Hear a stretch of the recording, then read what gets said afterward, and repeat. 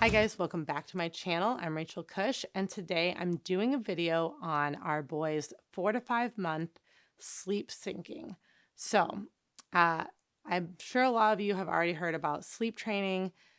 It's getting wildly popular. It's in an effort to help parents get their kids on a schedule to help them sleep longer. Sleep training, sleep syncing, sleep, whatever you want to call it. Is kind of controversial. I find that when I first started looking into it, it was like, don't sleep train your children. And then other people were like, it's essential. They need their sleep. And I felt very torn about it. So for the first 3 months of the baby's lives, we just let them kind of dictate to us how they wanted to sleep. By the time the boys reached 4 months, they were not napping in sync with each other anymore. So at night, they would be on the same schedule. They would wake up every 2.5 hours to eat for a half hour. They would burp, go back down, sleep for 2 hours. And that's how we were kind of getting through the night. As you can imagine, it was extremely exhausting. And so we were like, during the day, well, why don't we just take a nap during the day? But that didn't really work out either because, like, sometime in the morning, one of the boys would stay up for an hour and a half while the other one would sleep an hour and a half. And then obviously they would just switch. So there was never time that we could, if we had a really long night, like catch up on sleep unless someone came over to watch the boys while we were, taking a power nap. So I started following several people who talked about infant health and sleep and realized that sleep training isn't just one method. Sleep syncing, sleep adjustments, there's not one way to do it. There's this opposite, really far end of the spectrum, this cry it out where I've seen people say, I was so desperate, I just put on headphones and fell asleep for 4 hours. Like I couldn't take it anymore. And so like their baby apparently just cried for that long. I don't really know how that works. That wasn't really how I was interested in doing it. And I felt like those were like really extreme cases where people were just like, I was at my wit's end, I couldn't get any sleep. Whereas like then there was this other method of like where you help the babies get on a schedule that matches when they should be sleeping naturally with their circadian rhythm. If they cry, you pick them up, you comfort them, you put them down. The second they cry again, you pick them up, you put them down. And you literally just do this pick up, put down method for as long as it takes to get your baby to fall asleep. And you do this for weeks or days, however long it takes, until when you put them down, they are able to kind of like just be calm. And so I've heard that people started on night one and had to pick up their baby 80, 90 times. And then by night seven, they only had to pick them up and put them down 2 or 3 times before, they settled them and they stayed settled. I'm a big believer in the research that says that babies can't self soothe, which means that they, without your help, they emotionally need you and are dependent on you to control things like, being overwhelmed, being overstimulated, being overtired. But I do believe that there is this ability to self settle. And the difference will be self settling isn't really an emotional response. It's the ability for a baby to wake up and not instantly cry, but like kind of like rock themselves back to sleep or, put their thumb in their mouth or grab their pacifier and like roll back over without your help of like physically rocking them back to sleep every single time. So, for example, like say someone rocks their baby to sleep. Um, at night and they put them down if they wake up in the middle of the night like adults do. As an adult, you can wake up and you can kind of roll back over. You're kind of teaching your baby to do that, unless, of course, they need something. And then, like if they're hungry or wet, they may cry. And then in that case, you would go and change them or feed them if they need it. So I was more interested in the side of the spectrum where, we're talking about helping the boys sleep at the same time during the day, go to bed at a reasonable hour that allows them to get the amount of sleep they need. I think for a long time, we thought that they were just cranky in the evenings. And I think what it really was they were overtired. At 7 o'clock, we would start putting to bed. 7 o'clock feels early to me. But to our babies, it turns out that that was too late. And so from 7 to 9 every night, it was this like crying battle when in reality, they were just overtired. And when we started putting them down and, calming down and getting into jammies at 6 and they were sleeping by 6:30, they went down without a fight. They were tired, they were ready for bed, and then they slept really, well and for longer stretches. So I met with a woman out here in Arizona. She's a sleep specialist, and we got a chance on a weekend to bring the boys to see her. We talked about the unique situation we were in with the twins, where um, sometimes when the babies are awake, or one doesn't want to go down, the other obviously can't go down because they get riled up by the other crying baby. Also, just letting them know that we weren't really willing to do this long, extended cry it out. We really wanted to uh, be as hands on and like the least amount of crying as possible. And so she came up with this really, and I don't know, I say unique, but for me, it felt like a unique situation that we were in. She came up with this like schedule that helped put the boys on track. And so the idea was that when they were about 4.5 months old, which was about exactly a month ago today, we decided that we were going to start putting them down in their cribs for their naps instead of in the bassinets that they were in. The bassinets were getting really, really small. The boys almost touched it with their head and their toes. So we transitioned them into the nursery for naps. That was brand new. And we started having them sleep in the nursery at night, which was also new. I was kind of scared to do it all at once, but it also felt like, if we were going to get them used to it, the best thing to do would be to just move into the nursery all at once for all the sleeping so that they would associate the nursery as their calm, quiet place to fall asleep instead of having it sometimes in the bassinet, sometimes in the nursery. And so we started it, I think, on a Saturday. And basically the first day, this is crazy. We actually started it one day before I left for a business trip. So Matt actually had them for the first like day 2 through 5, I think, by himself on this new sleep schedule. And what blows my mind is that they took so quickly to it. Like I thought it was going to be horrible for him. Like he would just be like dealing with two very upset babies who didn't want to be on the schedule. And it was like within a day, they were like falling asleep quicker, staying asleep longer. And it just goes to show you the power of like working with your baby and listening to people who really understand the baby's sleep needs. Like here I am thinking 7 o'clock is late, but it's only late for me. The baby's circadian rhythm and sleep needs started at 6. And so having someone who knows that tell me that, it was really great because as soon as we tested it out, they slept better. And it was almost within a day. So here are some of the things that we changed and adjusted. 1, we moved the boys into the nursery, like I said. 2, we began a more not strict but more reliable nighttime routine.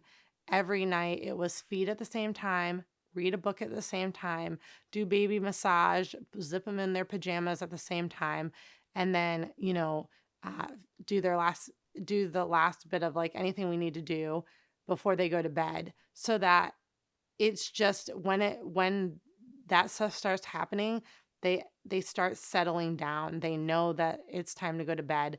And we found that they were just sleepy enough at that time that it was really easy to ease them into that because they weren't fighting us. They weren't overtired. They weren't over cranky. So that was the other thing, getting a more established night routine. Starting our night routine at 5:30 instead of 7 o'clock.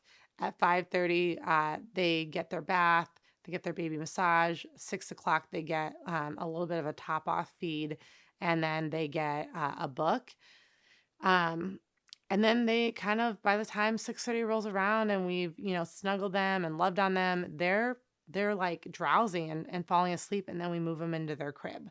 So 3 was getting like that schedule, or that was getting the schedule. Another thing that we started doing was during the day, the boys both go down on a nap at the same time, whether they're tired or not. This was the thing that took the longest adjustment. Even now, sometimes the boys will fight the nap more than they will fight falling asleep at night. It's almost like at night, they're always ready for bed. But during the day, sometimes one of them is less tired than the other. So in that case, like they both go down for their nap. If one is fussy and not crying, but kind of like, making noise or like rolling around and just kind of being not tired and not napping, we let them be. Often they will just happily roll around and giggle and look at their mobile and, for the hour that they're down. If it turns into crying, then we go in, we soothe them, we pick them up, we kiss them, we love them, we get them to stop crying, and then we lay them back down. Uh, Occasionally that doesn't last, a couple minutes. They cry again because they don't want to be taking a nap. We go back in, we do the same thing. Other days we do it once or twice and we put them down and they just calm down and fall asleep, and they just weren't ready 10 minutes before and now they are ready 10 minutes later. So, on a day-to-day basis, napping still isn't like this perfected art, but we do put them down every single day at the same times together. Most of the naps, we've got a 9 o'clock nap, a noon nap, and a 4 o'clock nap. 3 naps a day. Na In the beginning, 1 nap, they would both be sleeping, and then the other naps, it was like hit or miss. Now it's probably 2 out of 3 naps, they're both sleeping. So it is improving, it is getting better, but they are going down at the same time, resting and at least decompressing and having a little quiet, relaxation time at the same time. And for the most part, sleeping at the same time. Um, what else did we change? Oh, when we feed them has changed. So now we used to wake them up, play with them, and then feed them to sleep. Now we wake them up, uh, they get fed immediately. They have a chance to be really full and digest, then they play. And then after they play and they get drowsy, we put them right to bed so that the next time they wake up, they're ready to eat again. The amount of time that passes between when they feed is about the same, except at night they're sleeping between like 3 to 4 hours now instead of two. So that's been a huge jump and it's been great. But they're both 16 pounds, so they don't need to eat every 2 hours anymore. And so now that they're sleeping better at night, they're actually going longer between feeds.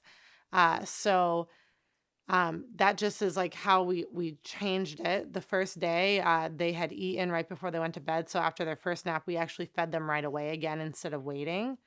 And then we played with them and they went back for their second nap. And so that has really, I know the reason that we were told to do that was so that the babies didn't associate eating as a way to fall asleep. I'm not really sure if that's exactly right, but I think it was so that the drinking their milk to fall asleep wasn't the crutch, that they were just going to sleep because they were tired.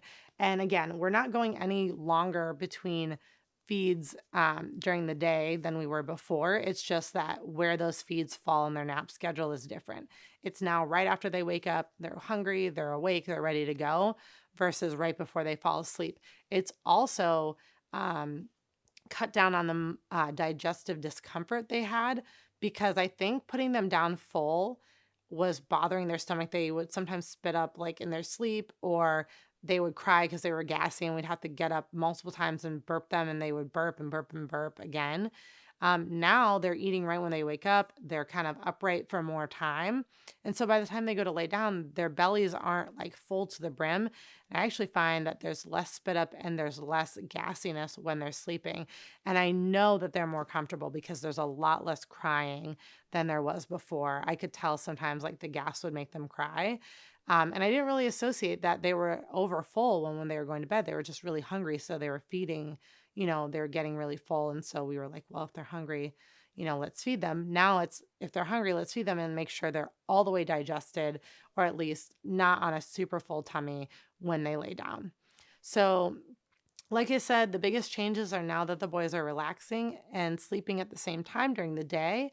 Um, Again, it's not perfect. Every nap isn't just instantaneously sleeping and quiet. Some days the boys are fussier than normal. We go in multiple times, calm them down, lay them back down, let them fall back asleep. But for the most part, it's getting so much better. And at night, the difference is incredible. They go down quicker, they go down happier, they sleep for longer. Going from 2 hour sleeps to 3 to 4 hour sleeps has been what I feel like life-changing. I know that as they sleep longer, in the future, this will probably still, I'll look back and be like, how was I doing it on 3 hours? But right now, it feels great to be getting 3 hour to 4 hour stretches. And so we really appreciate all the sleep advice and help that we've gotten. We love that we found a sleep solution that works for us. We get to go in and comfort the boys and, make sure they know that we're there and we love them and, that they're not by themselves. And if they need us and cry, then we go in and we comfort them and we put them back down. But they're becoming better and better at waking up in the middle of the night and kind of, if they don't need anything, just going back to bed. Occasionally, I'll hear them up on the monitor at 3 in the morning. Like one of them will be giggling and like kicking, and then a couple minutes later, they're back to sleep. A month ago, that would have been them waking up, screaming, crying, needing to feed. And so we would get up and there would be this like long, there would be more gaps in their sleep. I feel like also, I don't know if this is just the time that they're in, but the second they started sleeping more, they started eating more at each feed and growing faster. I just can't get over it. They are just changing and growing so quickly. But the sleep changes we made has really made a big difference in how happy they are. And actually, they are waking up from a nap right now.